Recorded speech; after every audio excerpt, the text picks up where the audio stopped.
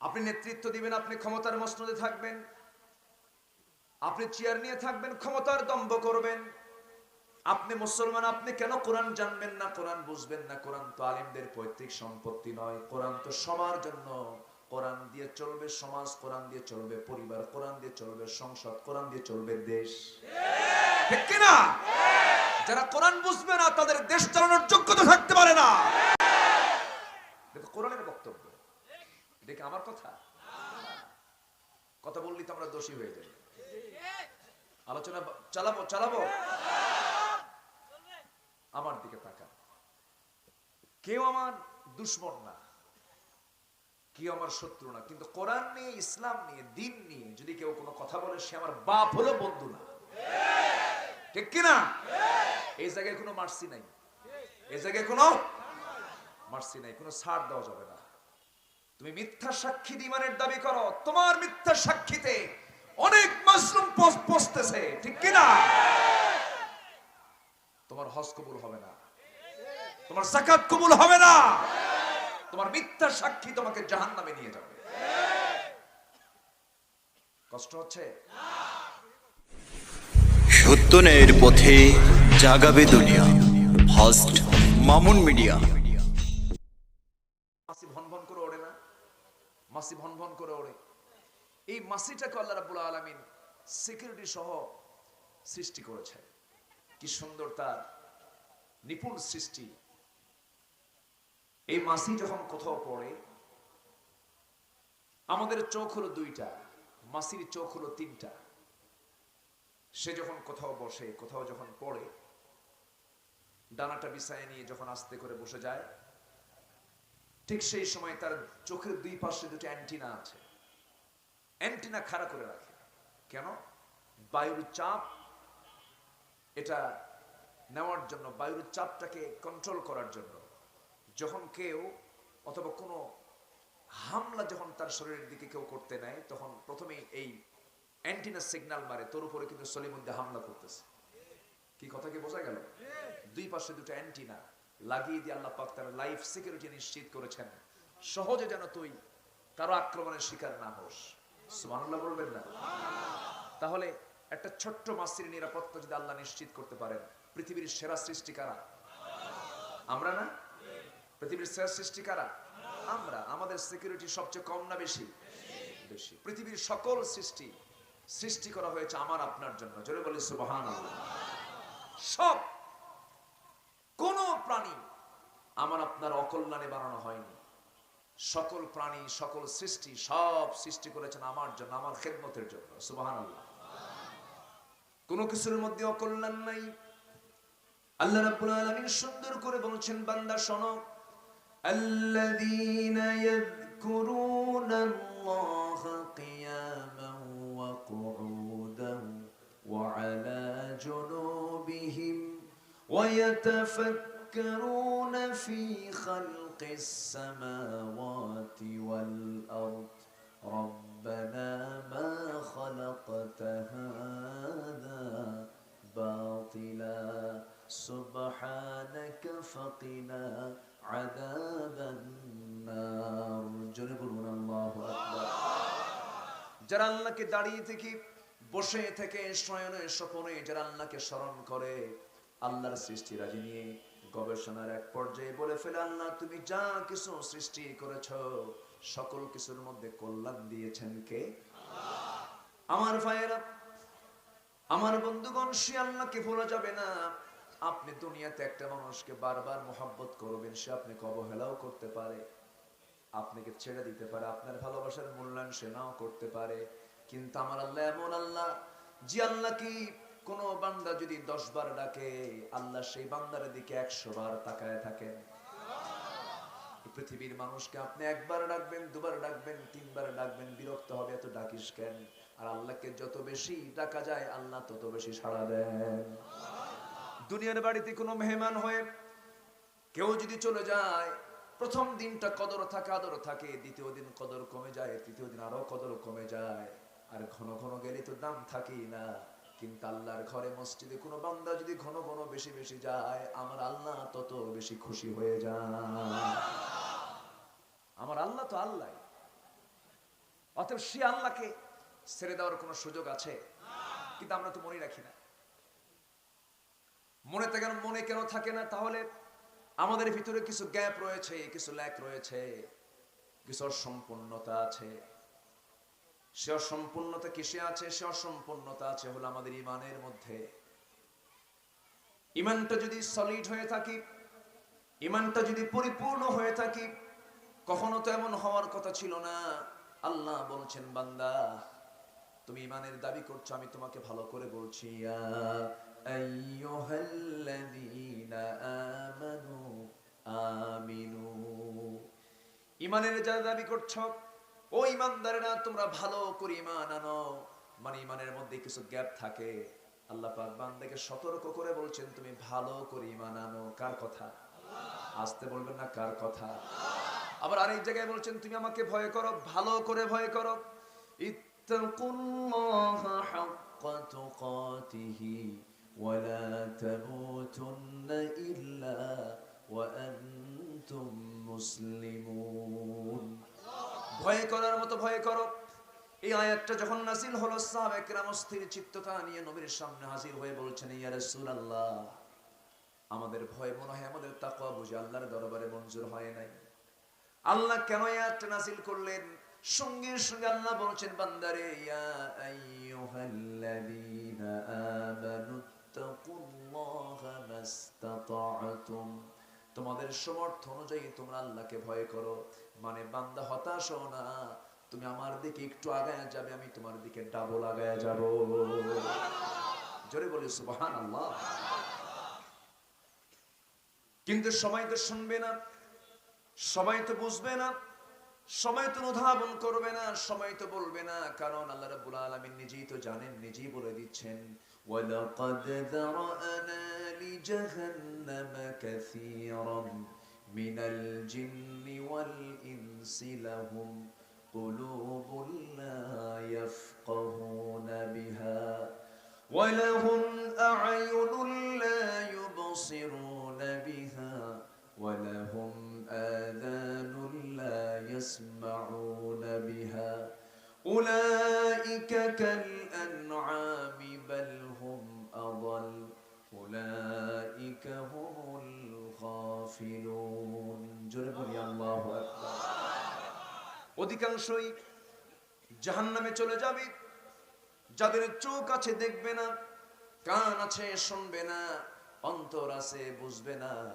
চোখ ঠিকই আছে কিন্তু দেখবে সোজা না উল্টা, শুনবে সোজা না উল্টা। এরকম লোক আমাদের দেশেও আছে না নাই? আসতে বলবেন না, আছে না নাই? আছে। আমার ভাইয়েরা, আমাদের চিন্তার পরিবর্তন আনতে হবে, আমাদের অধ্যবসায়ী হতে হবে। আমাদেরকে জানতে হবে, মূর্খ যেমন মানুষের বন্ধু হতে পারে না, একটা মূর্খ কখনো আল্লাহর বন্ধু হতে পারে না। ঠিক কি না? মূর্খ যদি মানুষের বন্ধু না হয়, মূর্খ কি আল্লাহর বন্ধু হয়? মূর্খ তো মূর্খই, মূর্খ বিপদে ফেলে দিবে আপনাকে। এই পৃথিবীর প্রথম মানুষকে, তিনি কি মূর্খ না জ্ঞানী? শুধু কি জ্ঞানী না বিজ্ঞানী? ওয়াল্লামা আদামাল আসমাআ কুল্লাহা, আদম আলাইহিস সালাতু ওয়াস সালামকে গোটা পৃথিবীর সকল কিছুর জ্ঞান শিক্ষা দিয়েছিলেন। এর মানে বোঝা গেল, পৃথিবীতে যত মানুষ এসেছে, আদমের মতো জ্ঞানী মানুষ আর নাই। কি কথা বোঝা গেল? আমরা বুঝি যে আমরা মনে হয় এখন আধুনিক, আমরা খুব শিক্ষিত, আমরা খুব জ্ঞানী। না, পৃথিবীর প্রথম মানুষটাই সবচেয়ে বড় জ্ঞানী ছিল। এই পৃথিবীর কোন মানুষটা বলতে পারবে আমি সবকিছুর নাম জানি? পারবে? পারবে না। পৃথিবীর কোন মানুষ সেটা বলতে পারবে না, আমি পৃথিবীর সকল কিছুর নাম আমি বলতে পারবো। কিন্তু আদম আলাইহিস সালাতু ওয়াস সালামকে সকল নামের শিক্ষা দিয়েছিলেন কে? আল্লাহ দিয়েছিলেন। এর মানে বোঝা গেল, আমার বাপ যেমন জ্ঞানী ছিলেন, আমাকেও জ্ঞানী হতে হবে। কারণ জ্ঞান না থাকলে পরে আমার ঈমান তো শিরকের দিকে চলে যাবে, আমার ঈমান তো নিফাকের দিকে চলে যাবে, আমার ঈমান তো ক্যান্সার আক্রান্ত হয়ে যাবে, আমার ঈমান তো চলে যাবে। অনেকে বলেন, হুজুর আপনারা জানেন, আমরা জানি না। কেন জানেন না? ঠিক কি না? জানবেন না কেন? আপনি নেতৃত্ব দিবেন, আপনি ক্ষমতার মসনদে থাকবেন, আপনি চেয়ার নিয়ে থাকবেন, ক্ষমতার দম্ভ করবেন, আপনি মুসলমান, আপনি কেন কোরআন জানবেন না, কোরআন বুঝবেন না? কোরআন তো আলেমদের পৈতৃক সম্পত্তি নয়, কোরআন তো সবার জন্য। কোরআন দিয়ে চলবে সমাজ, কোরআন দিয়ে চলবে পরিবার, কোরআন দিয়ে চলবে সংসদ, কোরআন দিয়ে চলবে দেশ, ঠিক কি না? যারা কোরআন বুঝবে না তাদের দেশ চালানোর যোগ্যতা থাকতে পারে না। দেখো কোরআনের বক্তব্য, এটা কি আমার কথা? কথা বললেই তো আমরা দোষী হয়ে যাই। আলোচনা চালাবো। আমার দিকে তাকান। কেউ আমার দুশ্মন না, কেউ আমার শত্রু না, কিন্তু কোরআন নিয়ে, ইসলাম নিয়ে, দিন নিয়ে যদি কেউ কোনো কথা বলে সে আমার বাপ হলো বন্ধু না, ঠিক কিনা? এই জায়গায় কোনো মার্সি নাই, এই জায়গায় কোনো মার্সি নাই, কোনো ছাড় দেওয়া যাবে না। সম্মানিত ভাইরা, আমাদের পুঁজি দরকার তিনটা। এখানে আল্লাহ পাক বলছেন তুমি যদি আমার রহমত পেতে চাও, তিনটা পুঁজি তোমার নিজের জীবনে নিয়ে আসো, মূলধন নিয়ে আসো। কি ধন? মূলধন ছাড়া ব্যবসা হয়? তো জান্নাত পেতে গেলে মূলধন লাগবে না? লাগবে কিনা বলেন? রহমত পাওয়ার জন্য মূলধনের দরকার আছে না নাই? মূলধন ছাড়া ব্যবসা করবেন, এ তো কিছুই হবে না, ব্যবসাই হবে না। আল্লাহ বলছেন জান্নাত পেতে চাও, তিনটা মূলধন নিয়ে আসো। এক নম্বর ঈমান নাও। এক নম্বর কি? আল্লাহ রাব্বুল আলামিন বলেন ইন্নাল্লাযীনা আমানু ওয়াল্লাযীনা হাজারু ওয়া জাহাদু ফি সাবিলিল্লাহ উলাইকা ইয়ারজুনা রাহমাতাল্লাহ ওয়াল্লাহু গফুরুর রহিম। জোরে বলুন আল্লাহু আকবার। নিঃসন্দেহে ইন্না আল্লাযীনা জানা, নিঃসন্দেহে যারা এক নাম্বার গুণ, যারা ঈমান আনবে। ঈমান কেমন ঈমান? ওয়াল্লাযীনা আমানু ওয়া লাম ইয়ালবিসু ঈমানাহুম বিযুলমিন উলাইকা লাহুমুল আমনু ওয়া হুম মুহতাদুন। ঈমান যারা আনবে, ওয়া লাম ইয়ালবিসু, যারা পোশাক পরবে না, বিযুলমিন, জুলুমের পোশাক যারা পরবে না, জুলুম দিয়ে যাদের জীবনটাকে সাজাবে না। জুলুমের অর্থ অনেকগুলো আছে। জুলুম মানে জুলুম করা, আমরা বুঝি না? জুলুম মানে কি? জুলুম করা। আবার জুলুম মানে হলো শিরিক করা। জুলুম মানে কি? শিরিক করা। আল্লাহ শিরিককে পছন্দ করেন না, কিন্তু শিরিক করলো, তাহলে কি করলো? জুলুম করলো। আল্লাহর উপরে কি করলো? জুলুম করলো। ওয়ালাম ইয়ালবিসু ঈমানাহুম বিযুলমিন, যাদের ঈমানের সঙ্গে জুলুমটার সংমিশ্রণ হবে না। আমার দেশে জালিম ঈমানদার আছে না নাই? জালিম আবার কি ঈমানদার হয় নাকি? কি কথা কি বুঝতেছেন? আমার দেশে বেনামাজি ঈমানদার হয়, আছে না? বেনামাজি ঈমানদার আছে না নাই? নামাজি ঈমানদার বেশি না বেনামাজি ঈমানদার বেশি? বেনামাজি আবার ঈমানদার, চিন্তা করে। হ্যাঁ, নামাজ না পড়লে ঈমান ঠিক আছে, তাহলে এখানে বলতে হবে তো বেনামাজি ঈমানদার, ঠিক আছে না? ওদেরকে বলতে তোমরা বেনামাজি ঈমানদার। আশ্চর্য কথা, এই সমস্ত কথা বলা উচিত না। সম্মানিত ভাইয়েরা, সম্মানিত বন্ধুগণ, ঈমান সলিড হতে হবে। ঈমান কি হতে হবে? সলিড। ঈমানের মধ্যে কোনো ভেজাল থাকা যাবে না। ঈমানের কিছু ক্যান্সার আছে, ক্যান্সারের কিছু লক্ষণ আমি বলে দিই, কারো কোনো আপত্তি নাই তো? ঈমানের কিছু ক্যান্সার আছে, যেরকম আমাদের দেহের ক্যান্সার হয় না, অনেকের ক্যান্সার হয় না? Colon cancer, blood cancer, brain cancer, prostate cancer, আরো কত ক্যান্সার আছে না? ঈমানের কিন্তু এরকম অনেক ক্লাস আছে, অনেক ক্যান্সার আছে। ওর ঈমান কখন ক্যান্সার আক্রান্ত হয়েছে নিজেই জানে না। জানবে কোন দিন? জানেন যেদিন উপর করে জাহান্নামে ফেলবে, সেদিন বুঝবে, ঠিক কি না? ঈমানকে ক্যান্সার মুক্ত রাখতে হবে। আল্লাহ বলছেন তুমি কত গুনাহ করছো, গুনাহ কোনো সমস্যা না। বিকরাবিল আরদিল খাতায়া, জমিন ছেয়ে গেছে তোমার গুনাহ দিয়ে, নো প্রবলেম। আনানাস সামা, গোটা আকাশ ছেয়ে গেছে গুনাহ দিয়ে, কোনো প্রবলেম নাই। আল্লাহ তুশরিক বি শাইআন, তুমি আমার কাছে শিরিক মুক্ত, জুলুম মুক্ত হয়ে আসো, আমি তোমাকে মাফ করে দেব। তুমি মিথ্যা সাক্ষী দিয়ে ঈমানের দাবি করবা, হ্যাঁ? তুমি মিথ্যা সাক্ষী দিয়ে ঈমানের দাবি করো, তোমার মিথ্যা সাক্ষীতে অনেক মাসলুম পৌঁছতেছে, ঠিক কি না? তোমার হজ কবুল হবে না, তোমার যাকাত কবুল হবে না, তোমার মিথ্যা সাক্ষী তোমাকে জাহান্নামে নিয়ে যাবে। কষ্ট হচ্ছে? খুব সুন্দর বলি ইনশাআল্লাহ। আলফা দাঙ্গা, কঠিন না? দাঙ্গা মানে কি জানেন? খুব ভালো বলি আলহামদুলিল্লাহ। এই ডাঙ্গা এই দিকে কেমন আসলো?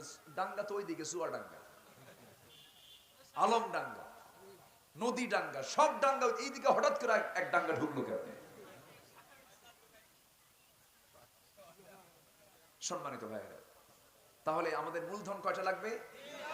এক নাম্বার, আমরা ঈমান আনবো কার উপরে? ঈমানটা ঠিক আছে কিনা এটা চেক করবো কি দিয়া? বলেন চেক করবো কি দিয়া? বলেন চেক করবো কি দিয়া? কোরআন দিয়ে আমার চেক করতে হবে। কোরআন দিয়ে যদি চেকে যদি আমি আটকা পড়ে যাই তাহলে আমার গেছে। এই জন্য তাহলে এখন বলুন, তাহলে আমাদের এই চেকের বই যেটা দিয়ে আমার ঈমান চেক হবে, বোঝার দরকার সবার জীবনে আছে না নাই? আছে না? সবার আগে এটাকে বুঝতে হবে। আমরা বিজ্ঞান পড়ি, আমরা কবিতা পড়ি, আমরা সাহিত্য পড়ি, আমরা জিওলজি পড়ি, আমরা ল পড়ি, সোসিওলজি পড়ি, তারপরে অনার্সের সাবজেক্টগুলো কত আছে, বিভিন্ন ফ্যাকাল্টিতে আমরা পড়াশোনাগুলো করি, আমরা ম্যাথ পড়ি, আমরা ফিজিক্স কেমিস্ট্রি পড়ি। এই যে সাবজেক্টগুলো আছে, সকল সাবজেক্টের মূল নির্যাস কোরআনে আছে না নাই? আকাশে দুটো জিনিস আমরা দেখি, একটা সূর্য আর একটা রাতের বেলা কি চাঁদ দেখি। সূর্যের আলো আছে না নাই? চাঁদের নিজস্ব কোনো আলো আছে? কে বলছে এটা? এই কে বলছে এটা?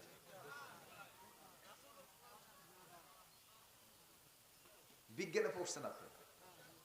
বিজ্ঞান পড়ছেন এটা? বিজ্ঞান বই আছে যে চাঁদের নিজস্ব কোনো আলো নাই। সে জায়গায় কি লেখা আছে কোরআনের অমুক আয়াতে বলা আছে? লেখছে? তাহলে সূত্র দেয় নাই। তাহলে কোরআন আজকের না আরো আগের? আর বিজ্ঞান আজকের। ধরেন 1-150 বছর তারা সূর্য চাঁদ নিয়ে, সূর্য চন্দ্র নিয়ে গবেষণা করলো। গবেষণা করে বলতেছে চাঁদের নিজস্ব কোনো আলো নেই। অমুক সূত্র থেকে অমুক বিজ্ঞানী বলেছে চাঁদের নিজস্ব কোনো আলো নাই। তাহলে এটাই আমরা জানলাম। অথচ চাঁদের যে নিজস্ব আলো নাই, এটা যদি 1500 বছর আগে একটা কিতাব বলে, তাহলে অবশ্যই এখানে চিন্তার বিষয় আছে না নাই? আল্লাহ রাব্বুল আলামিন বলছেন, তাবারাকাল্লাযী জাআলা ফিস সামাই বুরুজান ওয়া জাআলা ফীহা সিরাজান ওয়া কমারান মুনীরা।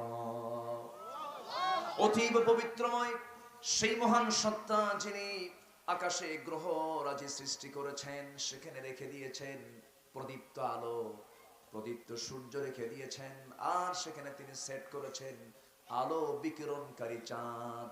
আলো বিকিরণকারী চাঁদ মানে চাঁদের নিজস্ব কোনো আলো নাই।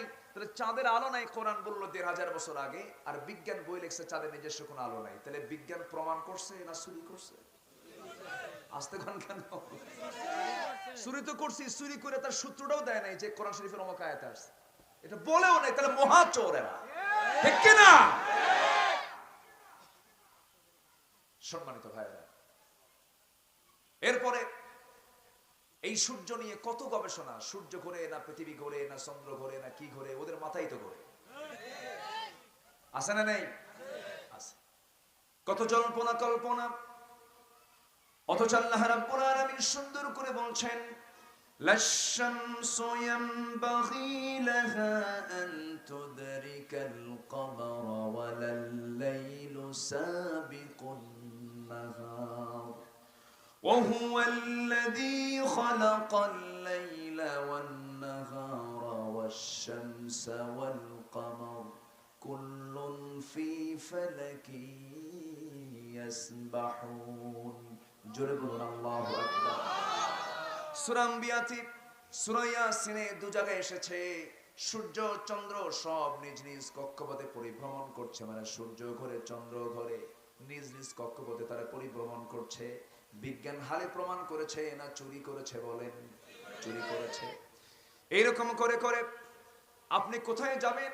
প্রত্যেকটি সূত্র যদি আমরা উদ্ঘাটন করতে যাই, তারা তো বলতে পারে না। কারণ কোরআন তো ওরা ভাবে যে মুসলমানদের গ্রন্থ, কিন্তু কোরআনের কল্যাণ শুধু মুসলমান পাবে না, সবাই পাবে। তারা কি পাচ্ছে না? বিজ্ঞান পাচ্ছে না? পাচ্ছে। আর আমরা কোরআন থেকে কি উপকার পাচ্ছি জানেন?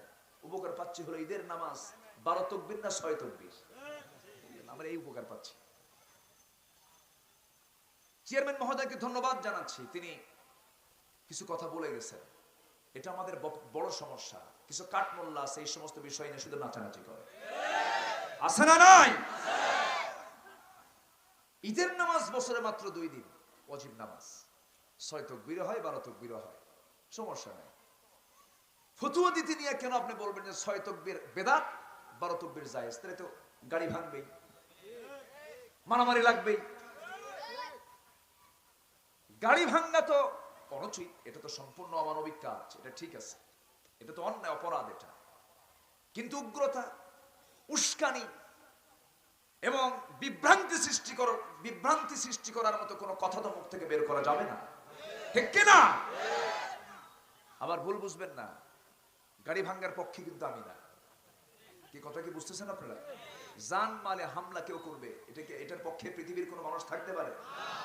থাকতে পারে না। অবশ্যই তাদের শাস্তি হওয়া দরকার। কিন্তু যিনি বললেন যে 6 তাকবীর বেদাত, 12 তাকবীর জায়েজ, তাহলে এই দেশের মানুষ অধিকাংশ ঈদের নামাজ 6 তাকবীরে পড়ে না 12 তাকবীরে পড়ে? তাহলে সবগুলো বেদাত হয়ে গেছে। পিটন তো খাবাই তুমি। এই সমস্ত কথা আউটফিল্ডে বলো কেন? আলেম উলামা নিয়ে বসে কথা বলো, ঠিক কি না? সমন্বয় নিয়ে কথা বলো। আসান এরকম আছে না কিছু বেকুব? আউটডোরে সব কথা বলা যায়?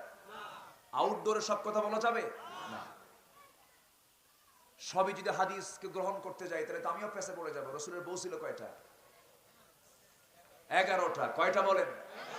আপনি পারবেন 11টা বিয়ে করতে? কেন? হাদিস তো, হাদিস ফলো করেন, আপনি করেন 11টা বিয়ে। হবে এটা, হবে না হারাম হবে? আল্লাহ পাক রাসূলের জন্য এটা করেছেন। তাওয়াদ্দু মিম্মা মাসসাতিন নার, আগুনে পাকানো খাবার খেলে ওযু করো। হাদিস আছে না নাই? আছে, আছে না? আলেম উলামা, এখানে আলেম উলামা আছেন। তাওয়াদ্দু মিম্মা মাসসাতিন নার, আগুনে পাকানো কোনো খাবার তোমরা খেলে ওযু করে নাও। আমরা কি ওযু করি? কেন করি না? হাদিস তো। সম্মানিত ভাইরা, সুন্নাহকে আমরা ফলো করব। 4 জন ইমাম হচ্ছেন কোরআন হাদিসের, তারা হচ্ছেন মূল ব্যক্তি। 4 জন ব্যক্তি, একজন সাহাবীর সমান মর্যাদা একজন তাবী পেতে পারে না। তাবীর সমান মর্যাদা তাবী পেতে পারে না। খায়রুল কুরুনি করনি সুম্মা আল্লাযীনা ইয়ালুনাহুম সুম্মা আল্লাযীনা ইয়ালুনাহুম। আপনি তাবীকে বাদ দিবেন?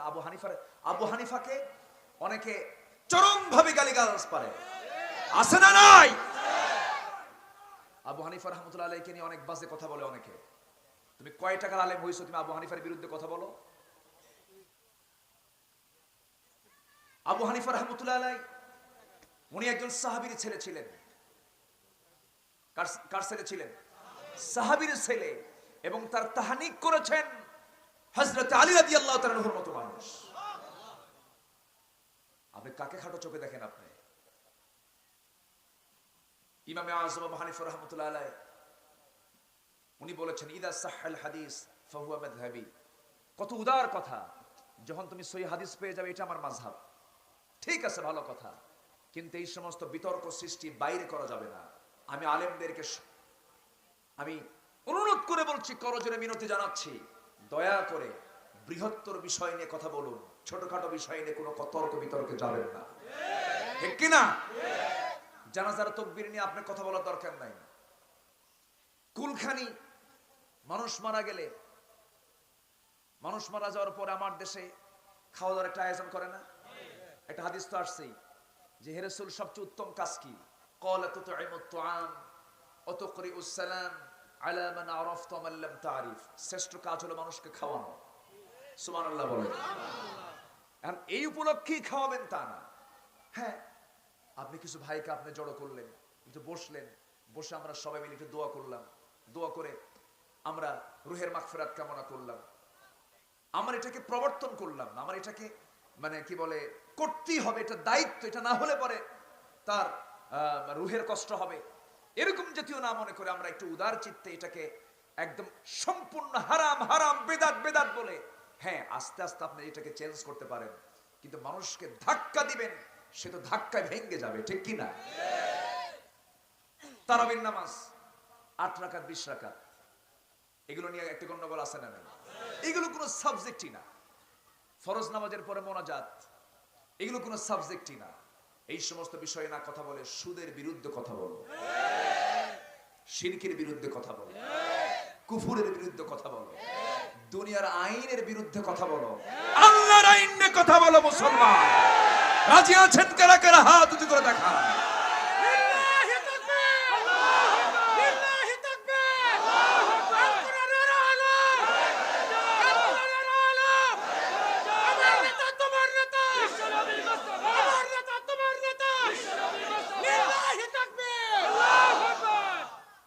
কষ্ট পাচ্ছেন আপনারা?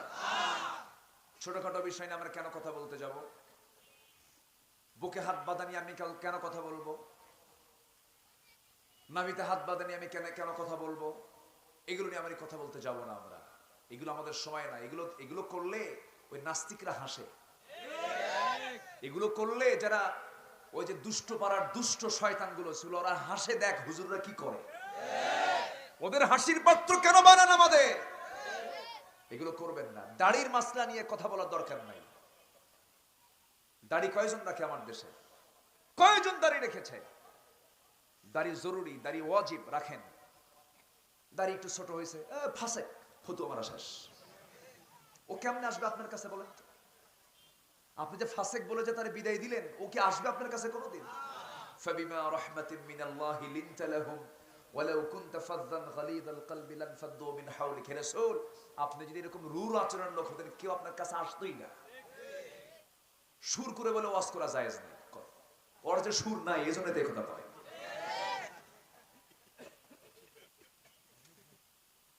সুর দিয়ে ওয়াজ করা যাবে না।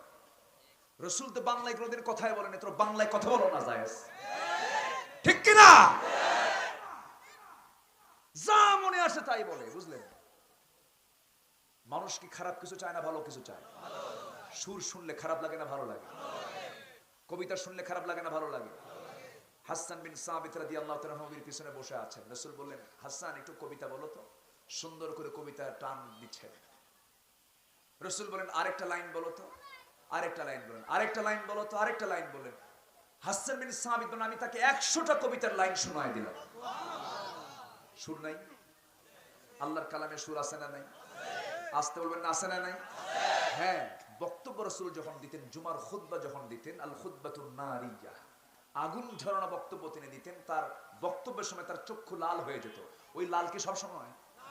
হ্যাঁ, বটতলার বক্তব্য আর ওয়াজের বক্তব্য কি এক হয়? যেখানে গরম সেখানে গরম, যেখানে কাঁদানো সেখানে কাঁদাতে হবে তো। কান্নার ওয়াজ আল্লাহর আছে না নাই? আছে না নাই? আবার গরম ওয়াজও আছে না নাই? সবচেয়ে বড় ওয়াজ কে করেছেন? বড় ওয়াজ কার? আল্লাহ ওয়াজ করেছেন কেমন করে দেখেন। ইন্নাল্লাহা ইয়া'মুরু বিল আদলি ওয়াল ইহসানি ওয়া ইতা'i যিল কুরবা ওয়া ইয়ানহা 'আনিল ফাহশাই ওয়াল মুনকারি ওয়াল বাগি। এরপরে কি? ইয়া'iযুকুম লা'আল্লাকুম তাযাক্কারুন। তিনি তোমাদেরকে ওয়াজ করছেন। তিনি কে? আল্লাহ ওয়াজ করেছেন কত গরম, আবার আল্লাহ ওয়াজ করেছেন কত নরম। এক জায়গায় গরম ওয়াজ তিনি করছেন, ফামান ইয়া'মাল মিসকালা যাররাতিন খায়রান ইয়ারাহ ওয়া মান ইয়া'মাল মিসকালা যাররাতিন শাররান ইয়ারাহ। এই ওয়াজ শুনলে চোখে পানি আসে কিনা বলেন? আসে। যাররা পরিমাণ তুমি অপরাধ করেছ, একদম পাই টু পাই হিসাব করে নেব। কত গরম ওয়াজ তার। আবার আরেক জায়গায় বলছেন, কুল ইয়া ইবাদিয়াল্লাযীনা আসরাফু আলা আনফুসিহিম লা তাকনাতু মির রাহমাতিল্লাহ ইন্নাল্লাহা ইয়াগফিরুয যুনুবা জামিআ। হতাশ হও কেন, নিরাশ হও কেন? যত ভুল তুমি করেছো বান্দা, সব গুণ আমি তোমার মাফ করে দেব। তাহলে এখানে গরম, ওই জায়গায় কি? আমরা এখান থেকে শিক্ষা নেব। এই কথাগুলো আসতো না। চেয়ারম্যান মহোদয় বলে গেলেন, বললে একটু বলার কারণে একটু বলে ফেললাম। আমরা সংঘাত চাবো না, মহব্বত চাবো। আমরা ফিতনা চাবো না, ভ্রাতৃত্ব চাবো। আমরা গন্ডগোল চাবো না, সুন্দর ঐক্য নিয়ে থাকবো। ঐক্য দেখতে চান কে? কে দেখতে চান? আমার আল্লাহ দেখতে চাই, আমরাও দেখতে চাই। আল্লাহ যদি দেখতে চান, আমরা ঐক্য দেখতে চাই। রেসেপ তাইয়েব এরদোয়ান নাম শোনেন নাই? কোন দেশের? তুরস্কের। মুখে দাঁড়িয়ে আছে নাকি? আমার দেশের কিছু হুজুররা বলে ফাসেক, মানে কিছু আসি ফতুয়া দেওয়ার জন্য, বুঝলেন? ফাসেক, মুখে দাঁড়িয়ে নেই। রেসেপ তাইয়েব এরদোয়ান যে ইতিহাস সৃষ্টি করেছে, আপনি কি জানেন তিনি কোন দেশের মানুষ? ফতুয়া তো দেন। ওই দেশে একসময় আযান নিষিদ্ধ ছিল, ওই দেশে নামাজ নিষিদ্ধ ছিল,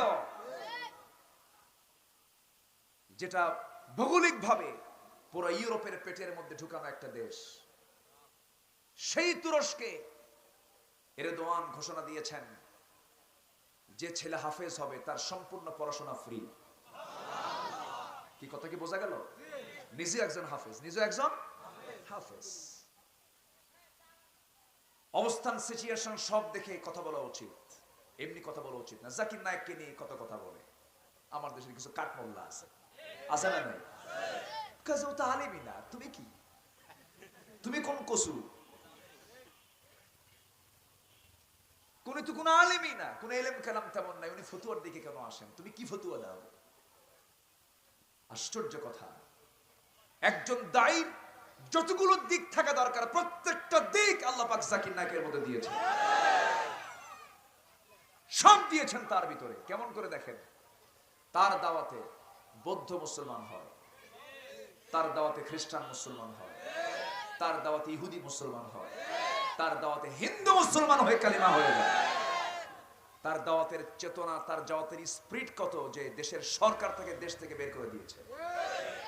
ইন্নাল্লাযীনা আমানু ওয়াল্লাযীনা হাজারু, সমস্ত সম্পত্তি বাজেয়াপ্ত করে দিয়েছে, বাড়ি থেকে বের করে দিয়েছে। দামোদর দাস নরেন্দ্র মোদী ডক্টর মাহাথিরকে বলে যে, মাহাথির, জাকির নায়েককে আমাদের হাতে তুলে দাও, সে আমার দেশের মানুষ। মাহাথির বলে, নরেন্দ্র মোদী, তুমি 150 কোটি মানুষের লিডার হতে পারো, তোমার ক্ষমতা অনেক থাকতে পারে। জাকির নায়েক তোমার সম্পদ না, জাকির নায়েক মুসলমানদের সম্পদ। কথা বোঝা যায়? আর আমার দেশের কাঠমোল্লারা বলে এলেমই তো নাই। বাদশা ফয়সাল পুরস্কার দেয় সৌদি আরব, আব্দুর রহমান সুদাইসি তার পাশে বসে ঘন্টার পরে ঘন্টা ওয়াজ করে। আর আমার দেশের হুজুরে বলে এলেমই নাই। আফসোস লাগে, আমার দেশে কিছু ফতুয়ার কিছু বাক্স নিয়ে বসে কিছু আছে না নাই? এটা হারাম, ওটা হারাম, ওটা হারাম, ওটা হারাম, তুই নিজেই হারাম, ঠিক কিনা? এগুলো আছে না নাই? সম্মানিত ভাইয়েরা, কষ্ট পাচ্ছেন না তো? এগুলো করা যাবে না। টুপি দেখে সালাম দেয়, জানেন? এই যে আমার মাথায় টুপি আছে, এই টুপি যদি অন্য কোনো টুপিওয়ালা দেখে, কেটে তো ওই গ্রুপ, সালাম দিও না। সালাম দিতে নিলেও একটু আসসালামু আলাইকুম, মানে কথা বোঝেন নাই যে এটা হলো না, আমার মতো না। এটা কোনো কথা নাকি বলেন তো? আমরা এত নিচু, আমরা এত সংকীর্ণ হলাম কেন? টুপি দাড়ি জরুরি আছে, অবশ্যই জরুরি। আমি এটাকে অবশ্যই কোনো ক্রমে আন্ডার এস্টিমেট করছি না। টুপিদারির গুরুত্ব আছে, টুপিদারির গুরুত্ব ঠিক আছে। টুপিদারির চেয়ে গুরুত্ব তোমার ঈমান ঠিক রাখা, ঠিক কিনা? তোমার মধ্যে যদি হিংসা থাকে, কামা তাকুলুন নারাল হাতাব ইয়াকুলুল হাসানাত, তোমার সমস্ত হিংসার কারণে সমস্ত নেক আমলগুলো খেয়ে ফেলবে তোমার হিংসা। হিংসা থাকলে কোনো আমল থাকবে? থাকবে না। এগুলো করা যাবে না। আমরা ঠিক রাখবো আমাদের ঈমানটাকে। জোরে বলি ইনশাআল্লাহ, আরো জোরে বলি ইনশাআল্লাহ। কষ্ট পাচ্ছেন না তো? আচ্ছা আমার ভাইয়েরা, কওমি নিয়ে কোনো দ্বন্দ্ব করা যাবে না, আলিয়া নিয়ে কোনো দ্বন্দ্ব করা যাবে না, আহলে হাদিস নিয়ে কোনো দ্বন্দ্ব করা যাবে না, হানাফি নিয়ে কোনো দ্বন্দ্ব করা যাবে না। আসরের সালাত আদায় করব, আমি সিলেটে যাওয়ার পথে এক মসজিদ পেলাম, নামাজে দাঁড়ালাম, আমার সাথে 4 জন ছিলেন, আমরা 4 জন মিলে জামাতে নামাজ পড়ব। ওই মসজিদ চাহালে হাদিস মসজিদ, আরো 2 জন এসে দেখি আমাদের সঙ্গে নামাজ না পড়ে একা একাই নামাজ পড়ে। কি কথা কি বুঝতেছেন না? এটা কেন হওয়ার কথা? এটা তো হওয়ার কথা ছিল না। এটা কেন হবে?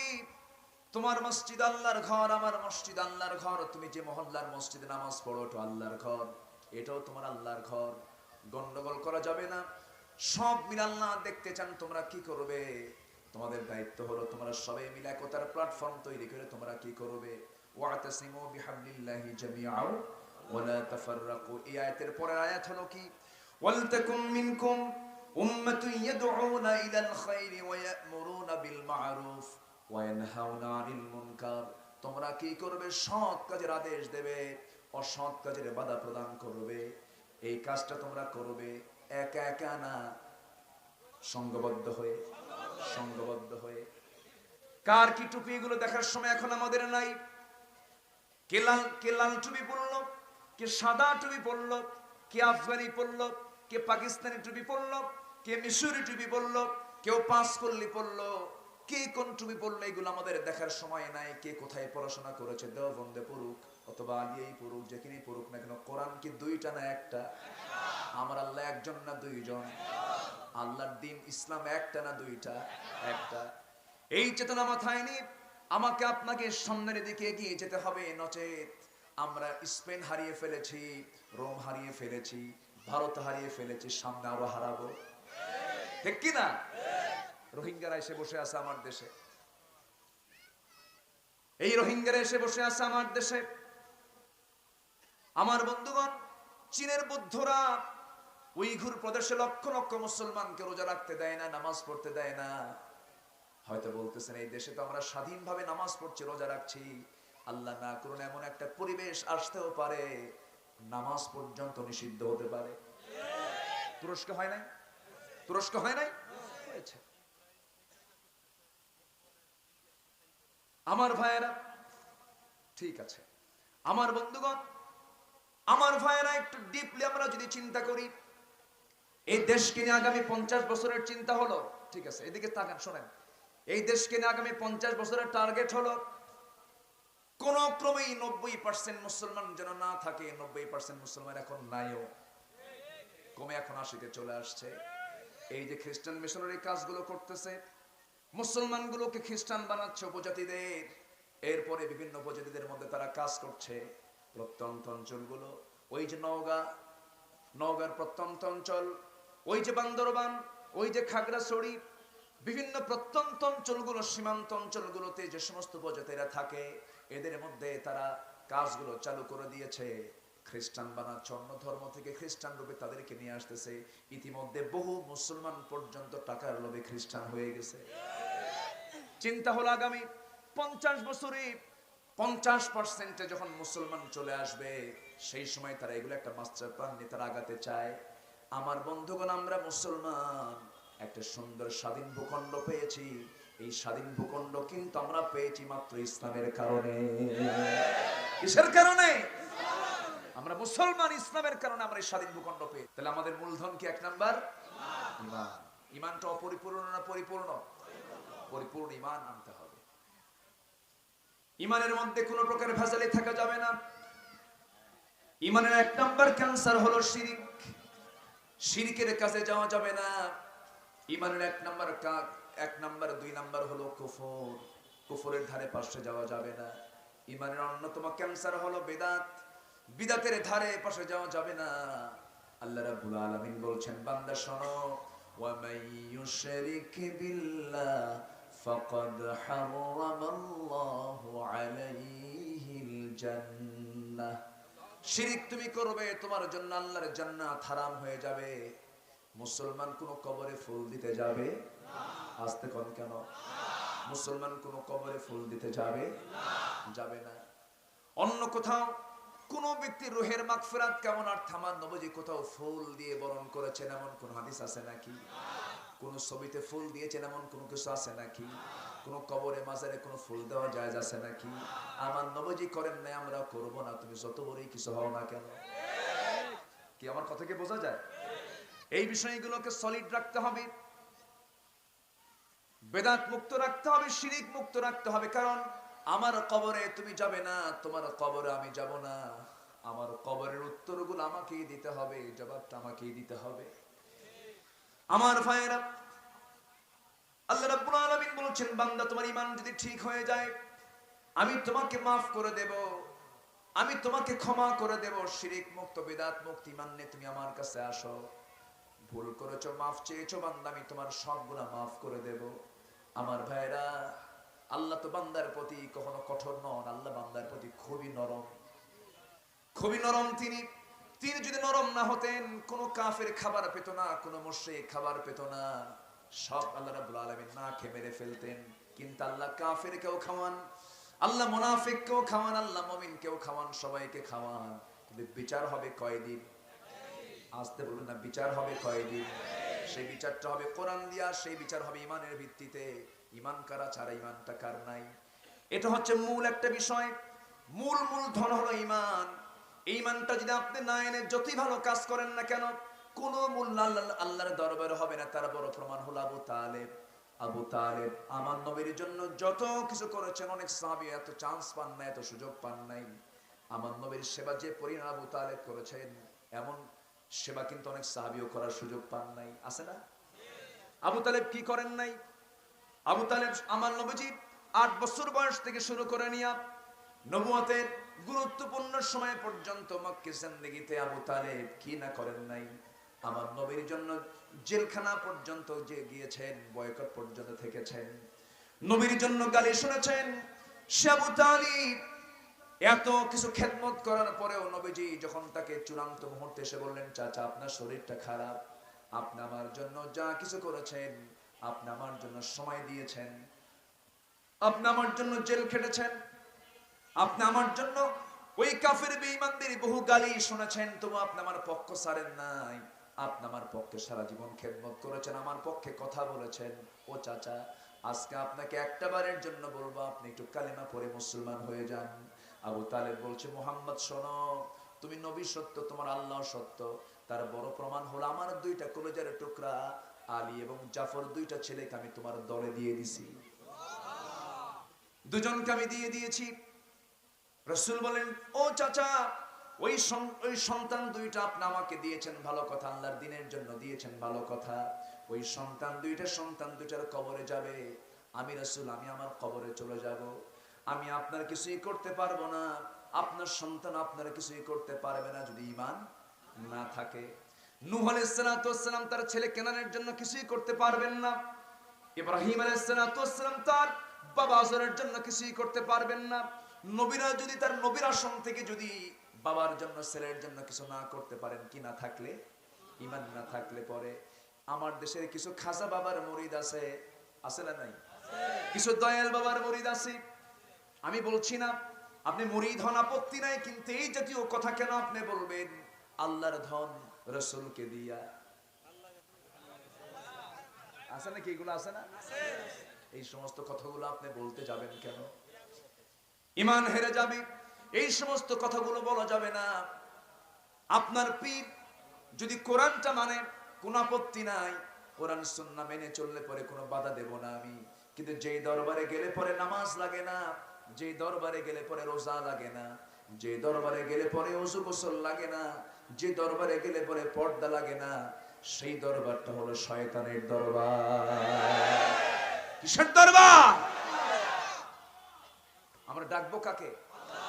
লেখা থেকে ট্রাকের সামনে, ইয়া খাজা বাবা, আছে না নাই? ইয়া গাউস, ইয়া কুতুব, আছে না নাই? কোন মাজারের সামনে দিয়ে ট্রাক গেলে পরে হেল্পার ড্রাইভারকে বলে, বস থামেন, আছে না নাই? ট্রাকের চাকা কিন্তু বাস্ট হয়ে যাবে বাবার দরবার সামনে। 100 টাকা দিয়ে মাজারে 100 টাকা দিয়ে এরপরে চলে আসে। মরা মানুষের তো নাস্তা করা দরকার নাকি? হ্যাঁ, এগুলো আছে না নাই? এগুলো আছে না নাই? আমি কি আলোচনা চালাবো? 2-1 করে ওঠে কেন? ও চাপচুপ আছে, কেউ আমরা উঠবো না। জোরে বলি ইনশাআল্লাহ। উঠবেন, একটু দয়া করে একটু থাকুন।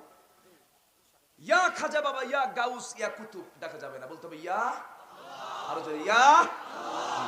এটাকে ডাকতে হবে, আল্লাহকে ডাকবো আমরা। আল্লাহর ডাকের সঙ্গে পৃথিবীর কোনো ডাক মিল করা যাবে না। পৃথিবীর কোনো মরা মানুষ আমার উপকার করতে পারে না। পৃথিবীর কোনো পীর বুজুর্গ, তিনিও বান্দা, আমিও। তার কয়টা চোখ? আমার কয়টা চোখ? তার কয়টা কান? আমার কয়টা কান? তার কয়টা নাক? আমার কয়টা নাক? তার কয়টা জিহ্বা? আমার কয়টা জিহ্বা? তার বউ আছে না নাই? আমার বউ আছে না নাই? তার সন্তান আছে না নাই? আমার সন্তান আছে না নাই? তাহলে সেও মানুষ, আমিও মানুষ, তুমি তার কাছে চাও কেন? ঠিক কি না? বেকুব বেকুব, বোঝে না। পৃথিবীতে একটা ছাগলও তো ছাগলের কথা শোনে না। ছাগল ছাগলের কথা শোনে? ছাগল ছাগলকে মানে? আমরা কাকে মানবো? আল্লাহকে মানবো। সম্মানিত ভাইরা, এটাই হচ্ছে ঈমান। এটা কি ঈমান? আমার বন্ধুগণ, ঈমানকে ধ্বংস করার জন্য নানামুখী ষড়যন্ত্র চলছে আজ। কাটা দিয়ে কাটা তলা। ঈমানকে ধ্বংস করার জন্য বিভিন্ন পথ পন্থা তৈরি করে রেখেছে বিভিন্ন ভাবে। কেমন করে মানুষের ঈমানকে ধ্বংস করা যায়, মজবুত ঈমানের পরিচয় আমরা যদি জানতে চাই, সবাই মিলে সূরা মুমিনুনটা পড়ার চেষ্টা করব। সূরা মুমিনুনের প্রথম 10টা আয়াত যদি কারো জানা থাকে, মোটামুটি সে ঈমানদার থাকতে পারবে। জোরে বলি সুবহানাল্লাহ। আমার সঙ্গে ঠোঁট মিলিয়ে মিলিয়ে বলেন, قد أفلح المؤمنون الذين هم في صلاتهم خاشعون والذين هم عن اللغو معرضون والذين هم للزكاة فاعلون والذين هم لفروجهم حافظون إلا على أزواجهم أو ما ملكت أيمانكم فإنهم غير ملومين. جرب لي الله أكبر. والذين هم على أماناتهم وعهدهم راعون والذين هم لصلاتهم يحافظون أولئك هم الوارثون. জোরে বলি আল্লাহু আকবার।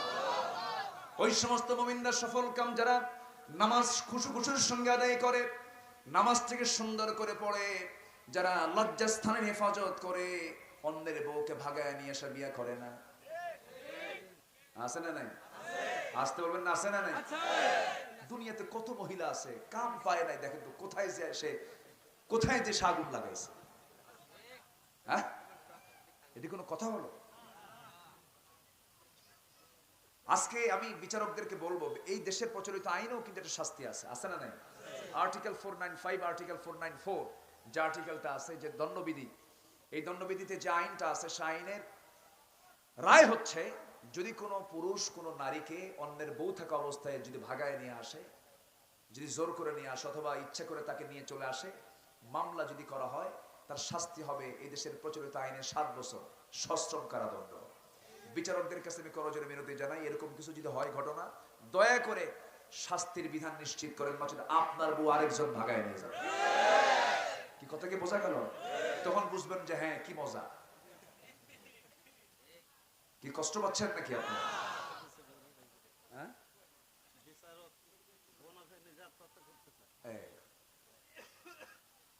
সম্মানিত ভাইয়েরা, ক্রিকেট অঙ্গনকে কলঙ্কিত করা হয়েছে। এটা আমার ক্রিকেট, আমার দেশের ছেলেরা গোটা পৃথিবীতে খেলে যায়, ভালো, আলহামদুলিল্লাহ, করুক, করতেছে। আমার ভাইয়েরা, আপনি সাউথ আফ্রিকার দিকে তাকান। সাউথ আফ্রিকা একটা উলঙ্গ দেশ, হাসি মামলা একটা খেলোয়াড়, এই যুবকরা, হাসি মামলা একটা সাউথ আফ্রিকার মতো একটা উলঙ্গ দেশে একজন খেলোয়াড়, তার বইয়ের হাত মোজা, পা মোজা, পৃথিবীর একটা পুরুষ ওই মহিলার দিকে দেখতে পায় না। সাউথ আফ্রিকার গোটা দেশের, গোটা পৃথিবীর দ্বিতীয় বৃহত্তম মুসলিম জনপদ বাংলাদেশ। কি দেখেন, কি নুসরাত নাসির করছে। নাসির মানে কি জানেন? সাহায্য করা। কি সাহায্য করে আসছে দেখেন। আবার মেয়েটাও কম না, মেয়েটা আবার বলে কি জানেন? দেখেন কি করব, ওর 32টা গার্লফ্রেন্ড, 32টা গার্লফ্রেন্ডকে সে পাত্তা না দিয়ে সে আমাকে দিয়েছে গোলাপ। সে 32 জনকে যদি ছাড়তে পারে আমার জন্য, আমি কি আমার একটা স্বামীকে ছাড়তে পারি না? চিন্তা করছেন আপনি? চরিত্র আজকে কোথায় চলে গেছে? থাপড়ায় সোজা করা দরকার বেয়াদবদেরকে। ঈমান থাকলে কি এগুলো হতো? আল্লাহ বলছেন সফল হতে চাও, নামাজ সুন্দর করো, লজ্জাস্থান হেফাজত করো, আমানত ঠিক রাখো, ওয়াদা ঠিক রাখো, যাকাত ঠিক মতো দাও, নামাজ থেকে যত্নের সঙ্গে আদায় করো, আমি তোমাকে জান্নাতুল ফিরদাউসের উত্তরাধিকারী বানিয়ে দেব। কার কথা? আল্লাহর কথা। আমরা মানবো, জোরে বলি ইনশাআল্লাহ। শাসক তো আমরা বলবেন কাকে বলেন? আমরা কাকে বলবো? আমবাগানে এক ছেলে এসেছে আম চুরি করতে। আমবাগানের মালিক দেখে তাকে ধরে ফেলছে, এই ছেলে তোমার সাহস তো কম না, আমার বাগানে ঢুকে তুমি আম চুরি করো? তোমাকে সাহস দিল কে? তোমার বাপকে থামো, তোমার বাবার কাছে বিচার দেবো। ছেলে মুসকে মুসকে আসে, আপনি আমার আব্বার কাছে বিচার দেবেন? হ্যাঁ, তোমার আব্বা তোমাকে কি দেখে? তুমি কেমন সন্তান? তোমার বাবা ই করতে পারে না? তোমার বাপকে আমি বিচার দেবো। থামো, তোমার আব্বাকে, আব্বাকে দেখবেন? হ্যাঁ, আমার আব্বা আমার মাথার উপরে আম গাছের ডালে সালা নিয়ে বসে আছে। কি কথা কি বোঝা গেল? কাকে বলবেন আপনি? শোনার তো কেউ নাই।